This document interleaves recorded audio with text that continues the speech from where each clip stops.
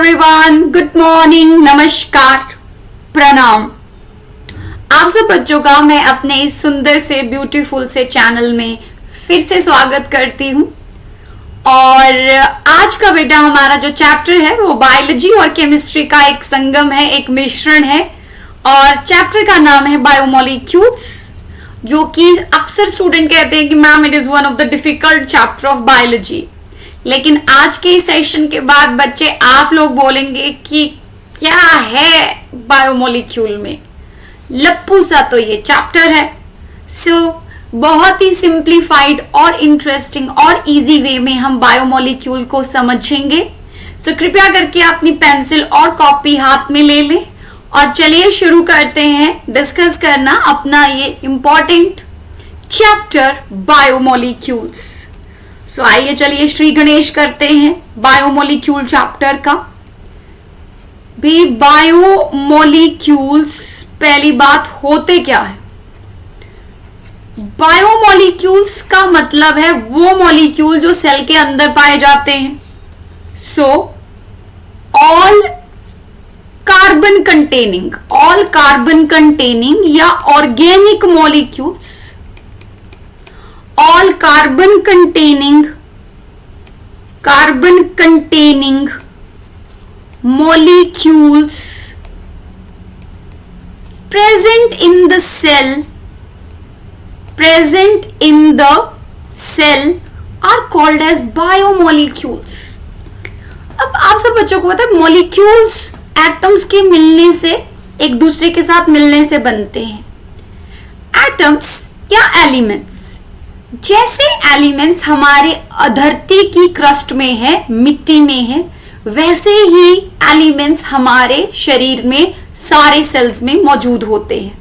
तो इससे कहीं ना कहीं ये बात प्रूव हो सकती है कि सेल्स और लिविंग जो लाइफ है that has been generated from the non living molecules through abiogenesis. मिट्टी से हम बनते हैं और मिट्टी में ही विलीन हो जाते हैं।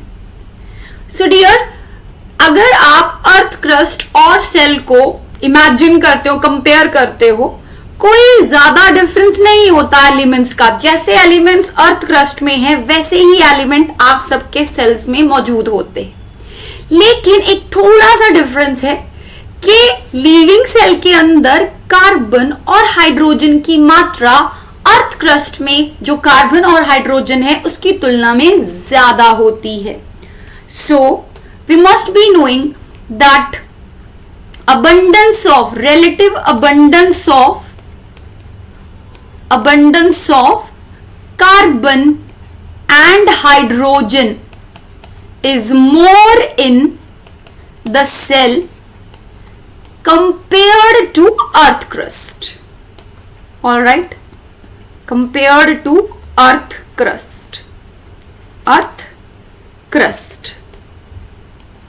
ये बात है।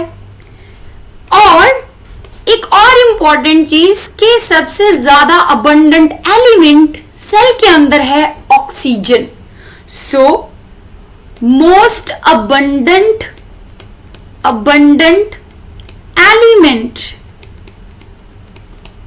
एलिमेंट इन द सेल कौन सा है? ऑक्सीजन। All right. अब अगर आपको पूछा जाए कि how to do the analysis of the cell, आप कैसे पता करेंगे कि सेल के अंदर कौन कौन से बायोमोलिक्यूल्स हैं? हाउ टू, सवाल है इस चैप्टर का सबसे पहला, how to analyze the chemical composition of the cell. Chemical composition of the cell. भाई अगर आपको पता करना है कि सेल के अंदर कौन से मॉलिक्यूल है, कैसे पता करेंगे आप? तो उसके लिए आप क्या करते हैं, कोई टिश्यू लेते हैं, ऑफ कोर्स लिविंग टिश्यू। ये टिश्यू कोई, मान लीजिए एनिमल टिश्यू लिया आपने, a piece of liver, liver का एक छोटा सा टुकड़ा, या आपने a piece of gobhi, cauliflower ले लिया, ठीक है। अब इस टिश्यू को आपने ग्राइंड करना है, ग्राइंड करना है। आपने ग्राइंड किया इस टिश्यू को और इसको घोल देना है एक एसिड में, which is trichloro acetic acid. Grind and dissolve it, घोल दिया in an acid called as chloro acetic acid. 3 chloride group लगा दो, Cl3 एसिटिक एसिड के साथ Cl3CCOOH कार्बोक्सिलिक ग्रुप, मतलब एसिड। तो ट्राइक्लोरो एसिटिक एसिड में घोला आपने इसका इसको, ये जो टिश्यू है इसको ग्राइंड करके ट्राइक्लोरो एसिटिक एसिड में घोल दिया। एक घोल मिला आपको, एक सॉल्यूशन मिला। उस सॉल्यूशन को आपने छानना है। एक थिक स्लरी मिली आपको, एक थिक स्लरी या एक थिक पेस्ट मिला। इस पेस्ट को आपने छानना है। जैसे आप चाय बनाते हैं, चाय छननी से आप चाय की पत्ती को अलग कर देते हैं, या बाकी मसाले, अगर आपने मसाला चाय बनाई है तो वो तो छननी में रह जाएगी और बाकी आपकी चाय जो है वो कप में आ जाएगी। तो वो तो छननी वहां इस्तेमाल होती है, यहां छननी नहीं, यहां आप इस्तेमाल करते हो या तो कॉटन चीज क्लॉथ, ठीक है। So thick slurry is sieved और फिल्टर्ड, प्रिसाइज टर्म है फिल्टर्ड, filtered through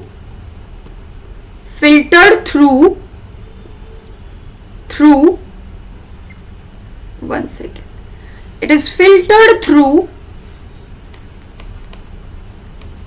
चीज क्लॉथ। लेबोरेटरी में इस्तेमाल किया जाता है चीज क्लॉथ। इससे आपने इसको छान दिया, राइट। छानने के बाद आपको मान लीजिए आपने यहां पे ये एक ग्लास रखा और यहां पे आपने अपना जो स्लरी थी उसको छान दिया, बीच में आपने चीज क्लॉथ लगाया हुआ है यहां पे। तो आपको एक कंपोनेंट इधर मिलेंगे और कुछ कंपोनेंट इधर मिलेंगे जो कि फिल्टर होके नीचे आ जाएंगे, ठीक है। अब बहुत सीधी सी बात, जब आपने फिल्टर किया तो 2 कंपोनेंट आपको मिले। एक कंपोनेंट बन गया जो एसिड में घुलनशील था, कहलाया एसिड सॉल्यूबल फ्रैक्शन। क्या कहलाया? Acid soluble fraction.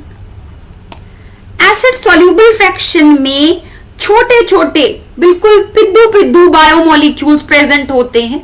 पिद्दू इसलिए क्योंकि इनका मॉलिक्यूलर वेट तो बिल्कुल कम होता है, 18 से लेकर 800 डाल्टन होता है, तो इसलिए हम इन्हें कहते हैं बायो माइक्रोमोलिक्यूल्स। सो एसिड सॉल्यूबल फ्रैक्शन में प्रेजेंट होते हैं एक तो बायो माइक्रोमोलिक्यूल्स, छोटे छोटे मॉलिक्यूल्स, और साथ में प्रेजेंट होते हैं इनऑर्गेनिक एलिमेंट्स। कौन से एलिमेंट? इनऑर्गेनिक एलिमेंट्स भी इस वाले हिस्से में प्रेजेंट होते हैं।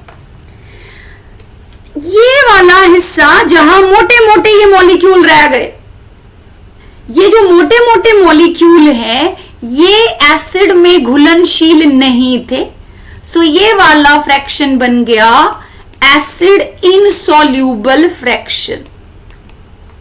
एसिड इनसॉल्यूबल फ्रैक्शन में प्रेजेंट होते हैं बड़े बड़े मॉलिक्यूल, जिनको कहते हैं हम बायो माइक्रोमोलिक्यूल्स।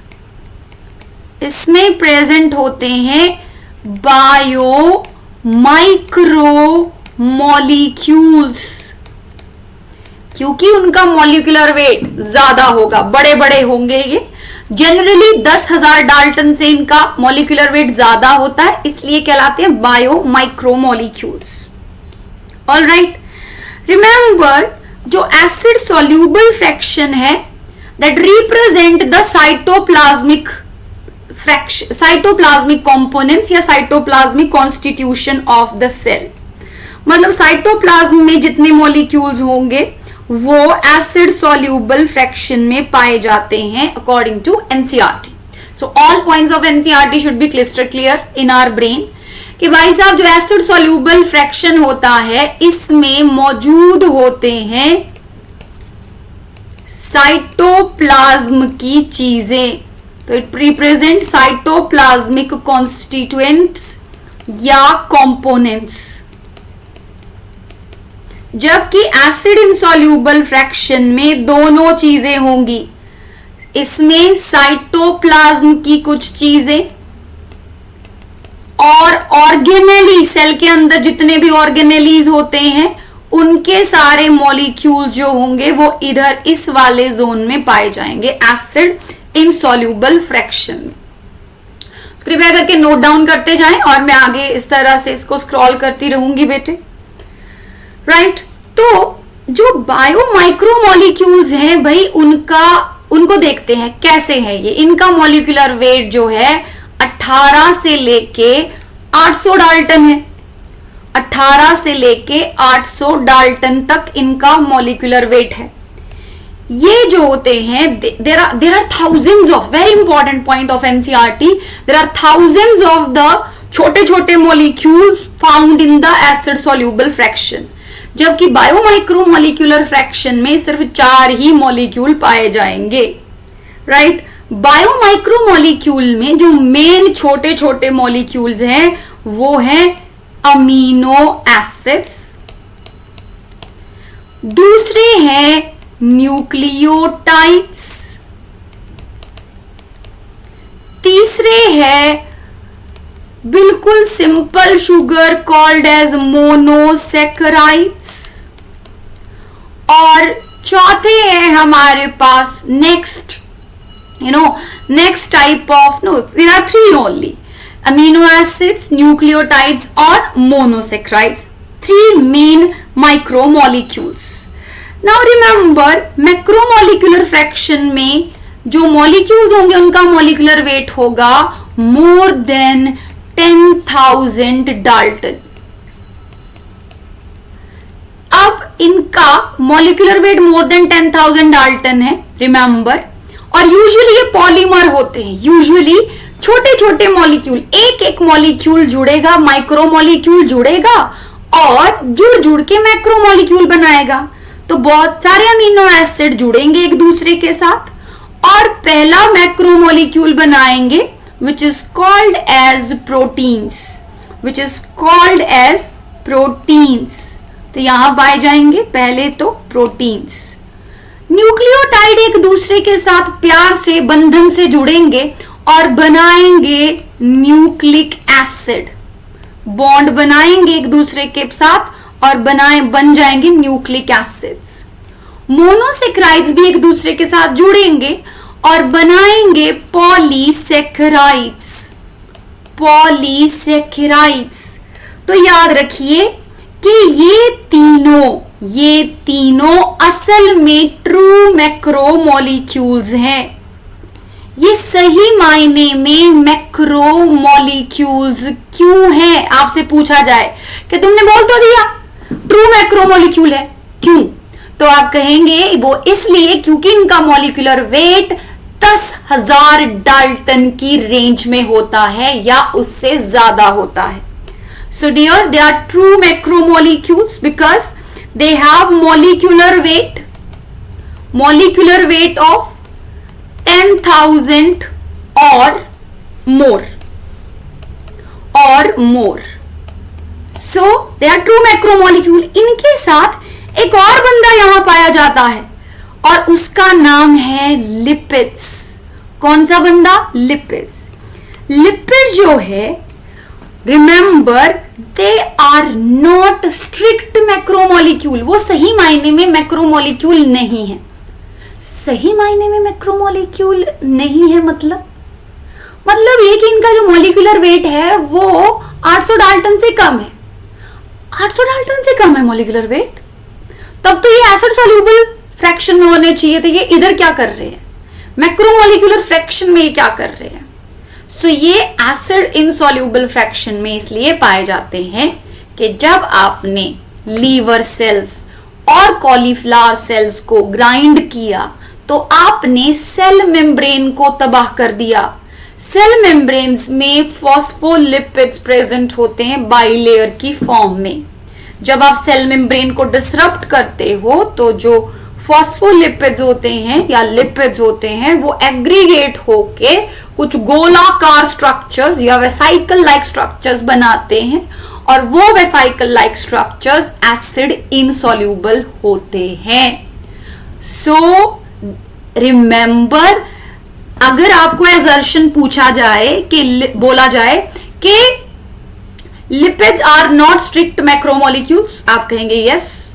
फिर बोला reason, they have molecular weight less than 800 Daltons. तो yes, this is also true and justifying the assertion. तो इस केस में, इस सिचुएशन में, इस हालात में आंसर होएगा 1, क्योंकि assertion को पूरी तरह से जस्टिफाई कर रहा है reason. So remember, lipids are not strict macromolecules. They are not strict macromolecules, ये असर्शन है हमारा। रीजन क्या होगा? रीजन होगा they have molecular weight less than 800 daltons. All right बच्चा वाडी, ठीक है जी। तो ये रीजन है और बिल्कुल बिल्कुल ये इसको जस्टिफाई करता है। इस केस में, इस हालात में आंसर आ जाएगा 1। लिपिड स्ट्रिक्ट मैक्रोमोलिक्यूल इसलिए नहीं है क्योंकि उनका मॉलिक्यूलर वेट तो 800 डाल्टन से कम है। Then why they are found, आपसे पूछा जाए क्यों और कैसे। जब हम छोटे बच्चे थे तो एक क्यों और कैसे करके एक सीरीज आती थी, बड़ी ही अच्छी, साइंस से related.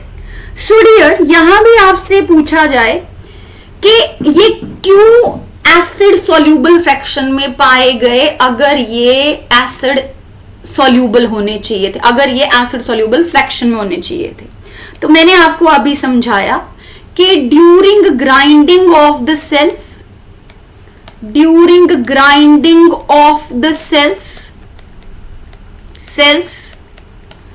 the lipids present in cell membrane and other membranes मतलब अंदर के ऑर्गेनेलीज के चारों तरफ जो मेम्ब्रेन है, सेल मेम्ब्रेन के भी लिपिड, अंदर के मेम्ब्रेन के लिपिड भी बोलते हैं एक दूसरे को, हाय यार इसने तो सेल को तबाह कर दिया, आओ चलो जुड़ जाते हैं एक दूसरे के साथ। वो जुड़ के बनाते हैं vesicle like structures.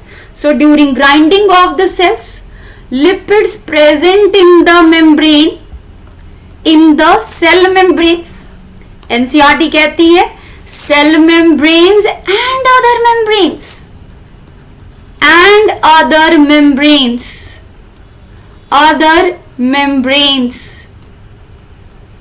they form vesicle like structures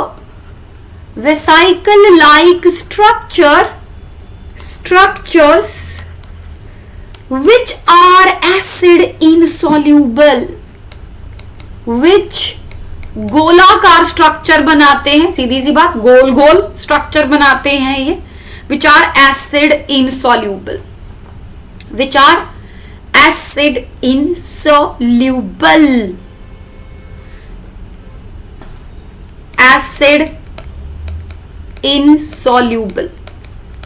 ठीक है जी।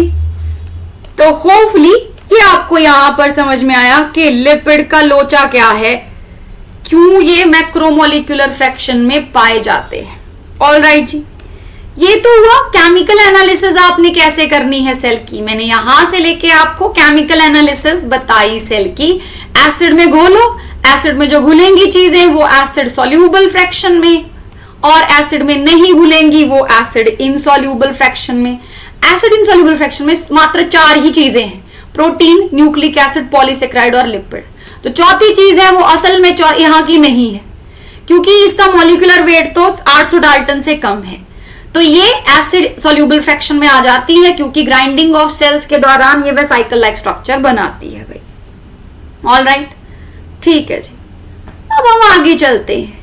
ऑर्गेनिक मॉलिक्यूल्स के साथ साथ सेल में इनऑर्गेनिक एलिमेंट्स भी प्रेजेंट है।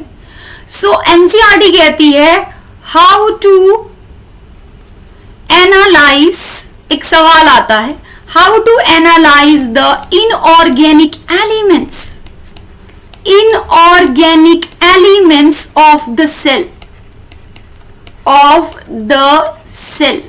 आपसे पूछा जाए इनऑर्गेनिक एलिमेंट्स कैसे पता करने आपने, तो डियर इसके लिए आप कहते हो, करते हो ऐश की एनालिसिस। ऐश्वर्या राय नहीं, ऐश, ऐश है ये धूल, स्वाहा, स्वाह, स्वाह जिसे कहते हैं, स्वा, स्वा, तो वो स्वा है ये। जैसे लकड़ी जलाते हैं तो स्वा रह जाती है, हम जल जाएंगे, मतलब हम जब मर जाएंगे तो जला दिया जाएगा, रह जाएगी स्वा। सो कहते करते हैं हम ऐश एनालिसिस। ऐश एनालिसिस क्या करेंगे इसमें भाई, एक हम लिविंग टिश्यू लिया हमने, मान लीजिए एक ये हरा पत्ता लिया हमने। सो this is a plant tissue in the form of a leaf. इसका हमने भार मापा, वे किया इसको, और इसका वेट अब कहलाया वेट वेट। क्या कहलाया बच्चा पार्टी, वेट वेट, ठीक है जी, WEIGHT, वेट वेट। उसके बाद आप इस पत्ते को यू जस्ट ड्राई इट, आप इसको ड्राई करो, सुखाओ। सूखने से बेचारा ऐसा हो गया, ये क्या करे, ये इस प्रकार का, there is technical mistake here, sorry Shaktimaan. So here ये सूख गया, यहां पे सूखने के बाद जब आपने ड्राई किया, इसको ड्राई करने के बाद आप फिर से इसका भार नापो, मेजर करो। अब जो इसका भार आया वो कहलाया ड्राइड वेट, ड्राइड वेट, ठीक है। फिर आप इसको जला दो, आप आग जलाओ,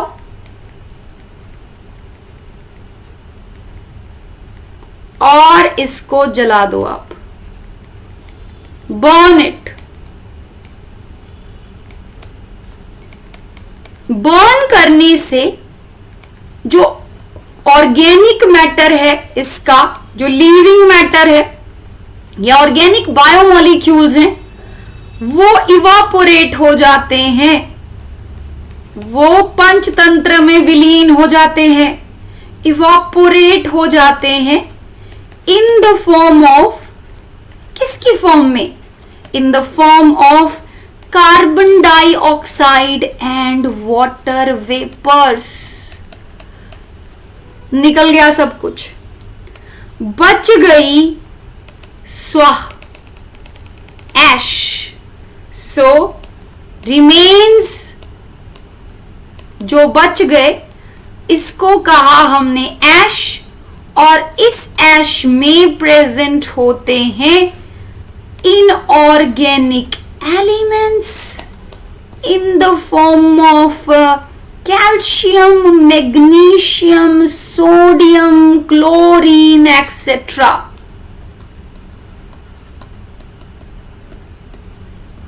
सो डियर, इनऑर्गेनिक एलिमेंट्स का पता करने के लिए, उनका पता करना है, डिटेक्ट करो, तो आप बन जाओ डिटेक्ट करने वाला बंदा। क्या कहते हैं उसको, एक तो पुलिस वाला होता है और दूसरा कौन होता है यार, कमेंट सेक्शन में बता देना प्लीज, अभी तो मेरे दिमाग से एस्केप हो गया। तो आपसे पूछा जाए कि डिटेक्ट करो कौन से इनऑर्गेनिक एलिमेंट्स होते हैं सेल में, तो आप कहेंगे कि मैंने अब ऐश एनालिसिस करनी है, क्योंकि ऐश एनालिसिस से जितना भी ऑर्गेनिक मॉलिक्यूल होगा वो सब का सब कार्बन डाइऑक्साइड और वाटर वेपर्स की फॉर्म में उड़ जाएगा, बच जाएगी धूल, और धूल में होते हैं इनऑर्गेनिक एलिमेंट्स। ऑल राइट जी, ये है हमारे analysis. NCERT states, very important point of NCERT, analytic techniques when applied to a compound, they tells us about the molecular formula and the probable structure of that compound. Analytical technique से आप किसी भी compound का analysis से आप किसी भी compound का मॉलिक्यूलर स्ट्रक्चर और उनका फॉर्मूला डिटेक्ट कर सकते हो। तो आपके जहन में एनसीईआरटी तो ऐसे बस जानी चाहिए जैसे सांसें जाती हैं आपके लंग्स में, जैसे सांस है पूरी, मतलब आप इनवॉलेंट्री लेते हो, वैसे ही एनसीईआरटी के कॉन्सेप्ट आपको इनवॉलेंट्री ऐसे याद होने चाहिए। सो बेटा ये पॉइंट बहुत इंपॉर्टेंट कि analytical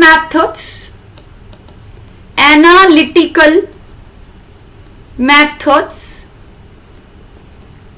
when applied to the compound, जब किसी कंपाउंड की एनालिसिस करते हैं आप, then it tells or they tells about the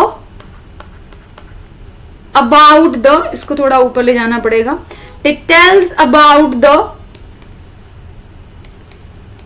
molecular formula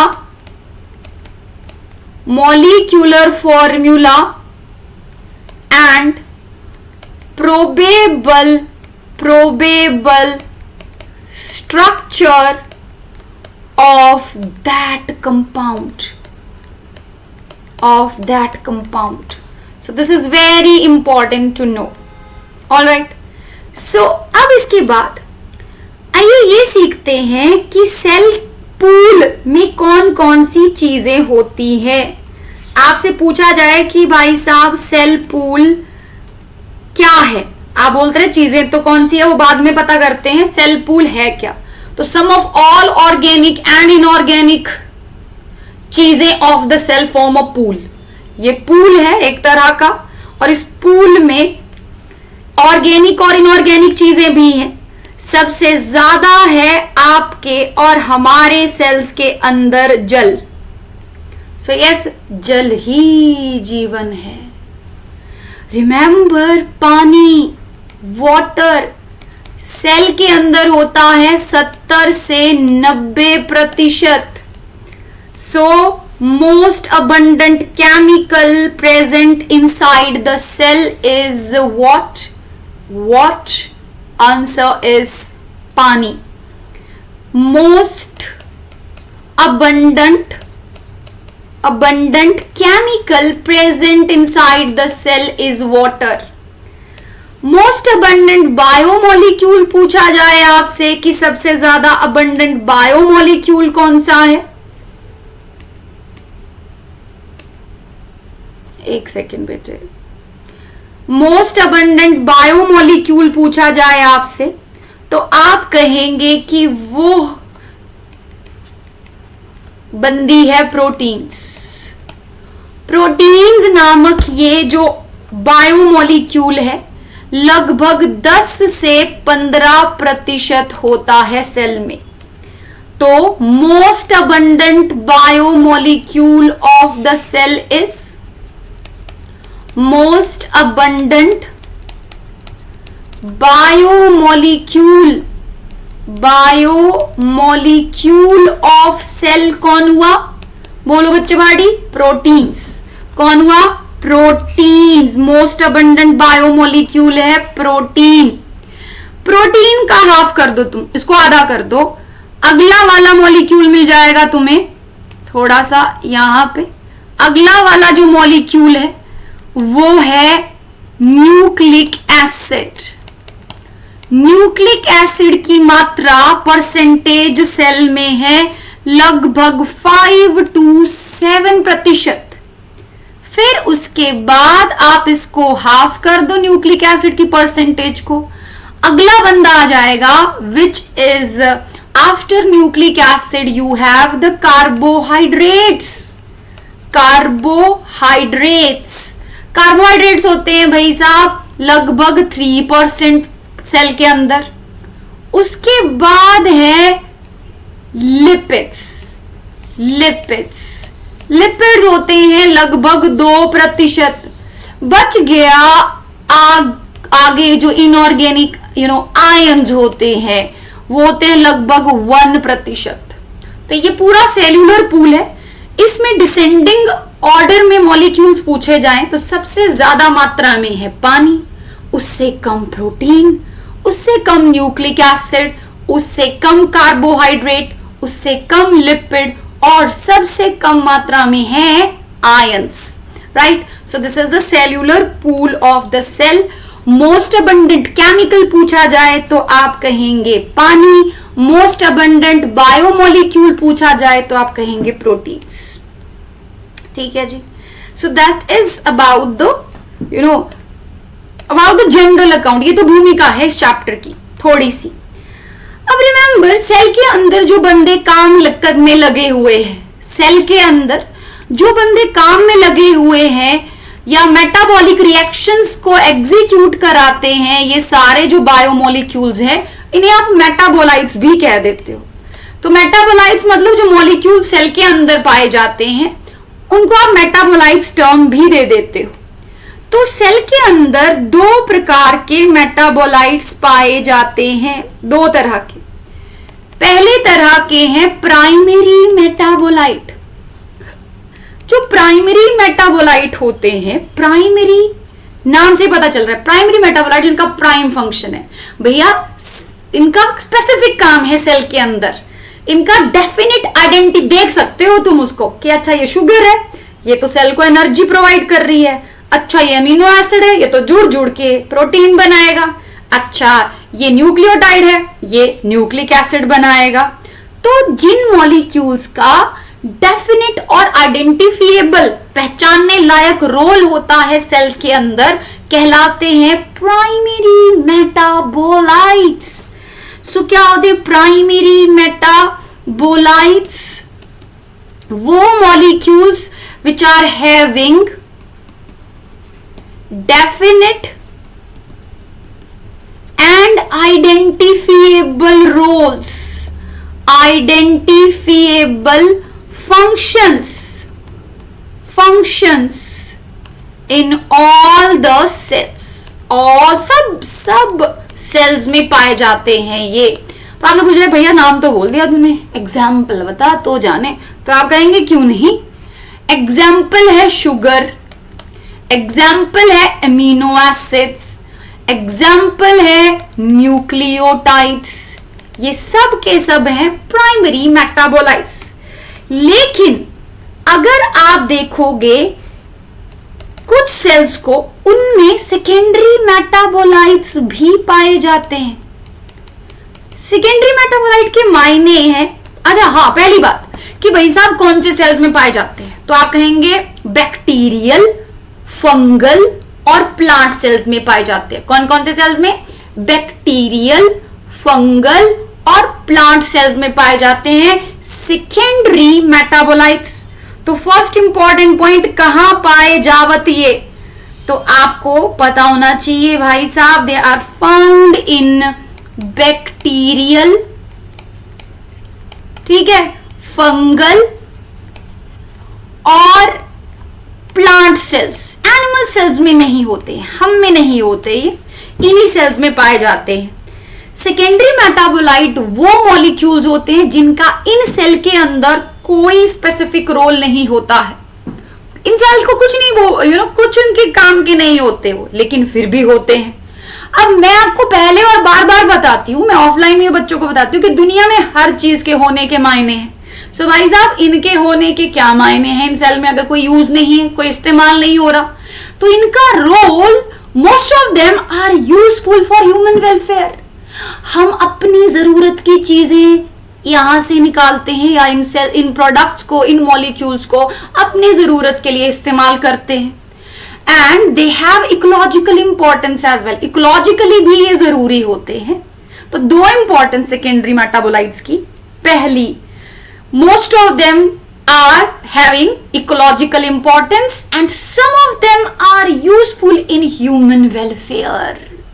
हम अपनी जरूरत का सामान इनमें से निकाल सकते हैं। तो देखो जरूरी है, बैक्टीरियल, फंगल, प्लांट सेल्स बहुत ज्यादा जरूरी है अगर सेकेंडरी मेटाबोलाइट्स चाहिए आपको। तो सेकेंडरी मेटाबोलाइट्स क्या हैं? दे डू नॉट हैव, अभी मैंने आपको समझाया यार, समझाया ना अभी, तो लिखो आप साथ में मेरे, they do not have specific and identifiable functions, and identifiable functions in the cells. कौन से सेल्स? ऊपर दिए हुए सेल्स में।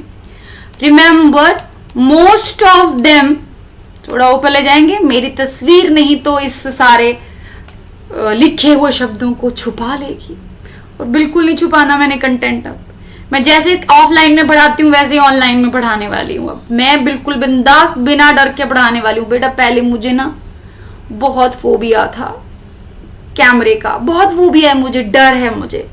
अभी ये डर ही मैंने निकालना है अपना। आई लाइक जब, so that's why like I am just going to be myself now. I'm just going to give my best so that I can reach up to the maximum number of students and they can get benefited, right? So अगर आपको ये मेरा content ये समझ में आता है, आपको मेरा पढ़ाने का स्टाइल अच्छा लगता है, तो कृपया करके शेयर और सब्सक्राइब जरूर करें मेरे चैनल को, राइट? ओके, सो एडवर्टाइजमेंट हो गई, अब इसके बाद कंटेंट पे आते हैं। So dear, most of them have ecological importance and some of them are used in human welfare.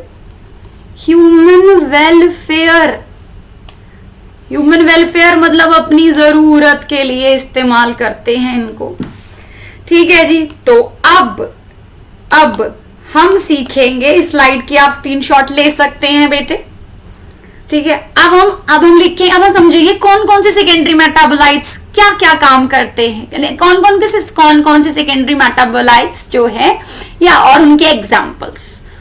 काम तो वो कुछ नहीं करते of course. So let us discuss now some of the examples of the secondary metabolites. So here we go, secondary metabolites हम पढ़ने जा रहे हैं। सेकेंडरी मेटाबोलाइट्स थोड़ा सुंदर बना देते हैं, ऐसी क्यूट सी लाइन ड्रॉ करके। सेकेंडरी मेटाबोलाइट्स में पहली कैटेगरी है पिगमेंट्स। रिमेंबर, जो क्लोरोफिल होता है प्लांट के अंदर, जो हरा रंग देता है प्लांट्स को, और प्लांट कहता है हम पे ये किसने हरा रंग डाला, तो उन पे जो ये हरा रंग डाला है वो क्लोरोफिल ने डाला है। सो रिमेंबर, क्लोरोफिल तो एक स्पेसिफिक भूमिका प्ले करता है प्लांट सेल्स में भी, या फोटोसिंथेसिस, क्योंकि वो ना हो तो सूरज की रोशनी को एब्जॉर्ब कोई ना कर पाता, और सूरज की रोशनी बहुत ज्यादा जरूरी होती है पौधों को खाना बनाने के लिए। सो वो तो स्पेसिफिक रोल हो गया क्लोरोफिल का। लेकिन प्लांट के अंदर और भी पिगमेंट होते हैं। टमाटर लाल रंग का, जो टमाटर है वो लाल रंग का है, तो ये जो लाल रंग है ये बहाता है, जो फ्लावर्स हैं उनका लाल रंग, या बहुत सारे तरह के रंग है दुनिया में फ्लावर्स के, तो पॉलिनेटर्स को अट्रैक्ट करता है। वो इंसेक्ट्स आते हैं या बाकी के जीव जंतु आते हैं और बड़े आराम से पॉलिनेट कर जाते हैं उनको। So pigments they have the ecological importance, pollination में हेल्प कर रहे हैं। एग्जाम्पल आ गए हमारे पास एंथोसाइनिन्स और कैरोटीनॉइड्स नामक पिगमेंट। आगे है एल्केलॉइड्स। एल्केलिन नेचर के होते हैं ये, जैसे कि मॉर्फिन उन लोगों में इस्तेमाल होता है बेटे जिनकी सर्जरी हुई होती है। ये इफेक्टिव पेन किलर होता है, दर्द निवारक है ये। इसको लेने से दर्द का एहसास नहीं होता। तो वो लोग जिनकी बेचारों की सर्जरी हुई होती है, उनको अत्यधिक पेन हो रहा होता है, उस पेन से निजाद उनको उनको पेन से मुक्ति दिलाता है ये मॉर्फिन। इफेक्टिव पेन किलर है, तो हम अपने वेलफेयर के लिए इस्तेमाल कर रहे हैं। कोडीन कफ सिरप में इस्तेमाल होता है। ठीक है, ह्यूमन वेलफेयर हो गया। अगला terpenes, sorry again technical problem. Terpenes, terpenes एक ऐसे लिपिड्स होते हैं जिसमें आइसोप्रीन यूनिट्स होती हैं, C5H8। एक C5H8 होगा तो कहलाएगा मोनोटर्पीन्स, और दो C5H8 एक दूसरे के साथ चिमड़ गए हैं तो बन जाएगा डाइटर्पीन्स। तो एक तरह के ये डिराइव्ड लिपिड्स होते हैं। आगे है लेक्टिन्स, कार्बोहाइड्रेट के साथ चिमड़ने वाली, चिपकने वाली ये प्रोटीन्स होती हैं लेक्टिन्स। एग्जाम्पल है कॉनकैनावेलिन ए, कॉनकैनावेलिन ए। ठीक है जी। इसके बाद है कुछ दवाइयां, ड्रग्स।